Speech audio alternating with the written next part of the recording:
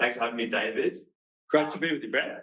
Thank you. I really appreciate it. Could you describe the role of Chief Economist at Betashares and some daily activities that you do? Yeah, so the role is really to provide information and views about what's going on in the economy and in financial markets, both to, I guess, our core group of clients being financial planners, but also retail investors. So my day-to-day job is just to keep across what's going on in financial markets and the economy, obviously reading the news, looking at the economic data as it comes out, putting out little notes about that, obviously going around doing meetings with clients, doing presentations for retail investors at different functions, doing economic forecasts as well. So it's not only what's happened, but what I think may happen. Yeah. So that's part and parcel of that. So asset allocation type of advice. Yeah. So that's sort of what it encompasses. Very nice. That's very interesting. On a personal question, what is the first investment you ever invested in? Look, that's actually a good question. I saw that earlier and I had to reflect on it, thinking because, look, I started straight out of uni, poor graduate economist working in Canberra. So I didn't have a lot of spare money for a long time to invest in things. Yeah. But I did, and I don't think buying an old beat up Datsun counts as an investment because it certainly went down in value. It got me around. But to be honest, probably the first type of investment I dabbled in was way back during the dot-com bubble. Now, many younger people may not remember this, but in the late 90s, early 2000, we had a real bubble in tech stocks in the US. And it was just during the advent of electronic trading as well, where you could have your own online share trading account. Seems normal now, but it's pretty new back in those days. So I did dabble in a few tech stocks, not with any great, they rose and fell and whatnot, but I did get out in time before it all crashed. Yes. That was the first taste of investing for me. It's very interesting. Thank you. So what happens to stocks, bonds and properties when interest rates are cut? Look, when interest rates so basically the value of most financial assets is, what's called the present, I hate to use an economic term, but like the present value of all the future income streams you're going to get from it. So from equities, the future stream of dividends, and from bonds, the future interest payments that you get. Yeah. So lower interest rates basically reduce you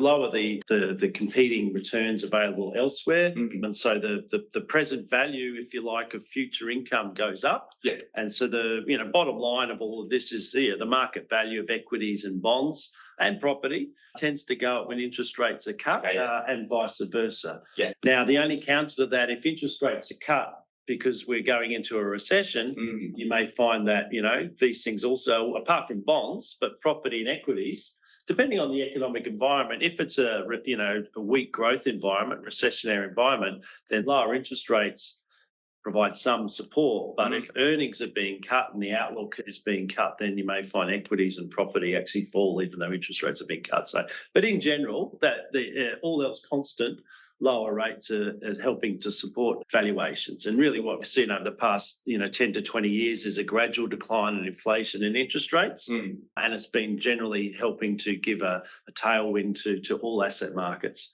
Yeah, thank you. That's very in-depth. The term soft landing is frequently mentioned. What actually is it, and should investors be concerned?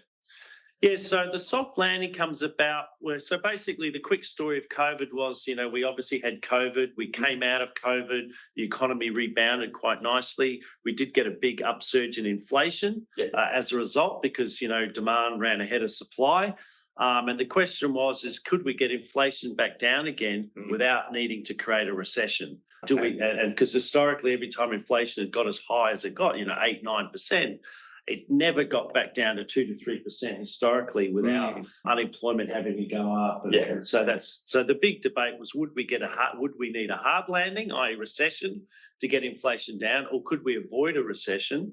And so growth, maybe is weaker, but not in a recessionary environment. And that's the soft landing. And so that's what markets been hoping for, but fearing a recession. But it just turns out in the last year, the data has moved in the direction of that soft landing. So we've had the combination of inflation coming down, still not back where we want it to, but it's coming down. And remarkably, unemployment has stayed quite low around the world. So in Australia at the moment, it's still sub 4%, and in the United States as well, sub 4%. So we've had a very minor increase in unemployment. at the same time as a pretty decent decline in inflation. So that's the soft landing scenario that is at the moment, fingers crossed, playing out. Okay, perfect. Which economic indicators do you believe are most crucial for investors to monitor at the moment? And how can these indicators form investment strategies? So the most important indicator at the moment is the inflation rate. Yes. Because the big issue at the moment is central banks are saying, look, we're not going to tolerate inflation being above our targets, which in the case of Australia is 2 to 3%. In the case of the United States is 2%. So they have said if it takes a recession to get inflation back down to those levels, eventually that's what we'll do. And if that means keeping raising rates.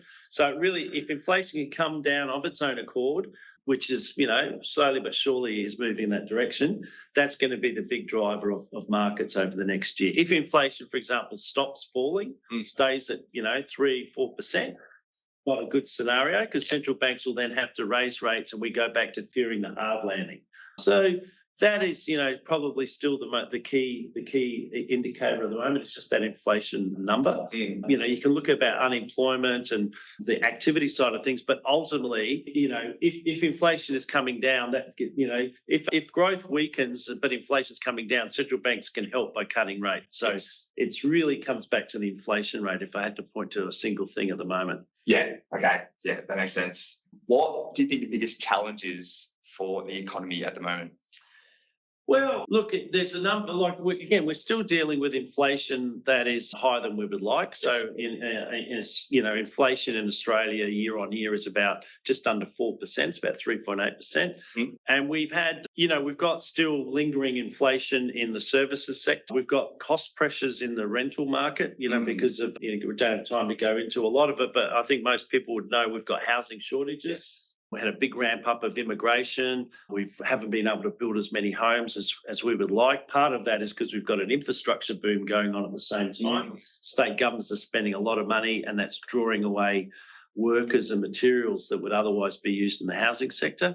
So we've got cost pressures and lingering inflationary pressures, which, we want them to get resolved, or else, the central bank, the RBA, will have to say, I'm sorry, we've given you the chance to get inflation down, but it's hanging around. And so we're going to have to, hit the economy on the head again with even more interest rate increases. So that's still the big challenge, is to get those lingering cost and price pressures, coming down without having to create a hard landing for the economy.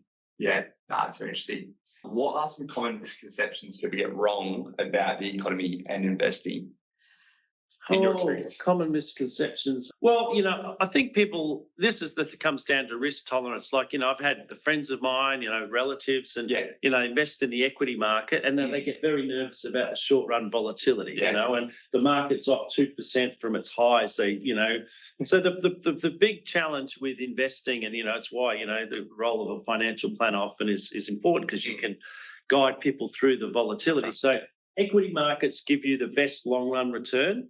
But the price of admission, as we say, is the volatility. That's it, yeah. And if you can weather that volatility and just sort of have comfort that the long run outlook is up, then, hold course. Now, if you've got a shorter run time frame, and if you're closer to retirement, you can't have all your money in equities because, sometimes equities do go down 50%, and so you can't, if you're relying on your income for retirement, that's the challenge there. But the common, I don't know if it's a misperception, but just that challenge of dealing with short-run volatility and that's why some people like property, for example. And why is that? Because it doesn't have that day-to-day volatility because no one comes and tells you what they think your house is worth on a daily basis. Yeah. But if they did, that price might vary as well. But just because you're not told about it, often, again, if you're a long-term investor in the equity market, often the best thing is invest and just don't look at the market. Yes. We can get or have an asset allocation if you like that. The volatility is something you can deal with. So if you can't stomach that volatility, have a few more bonds and cash that lowers the volatility of your returns. But again, that's something that a good financial advisor can help you on. But I think that's the biggest challenge is no sooner do people invest in the market, they feel the need to watch the news every day and worry about every little wiggle in the market. Yes, that's great advice. Thanks, David. No worries. Great to be here.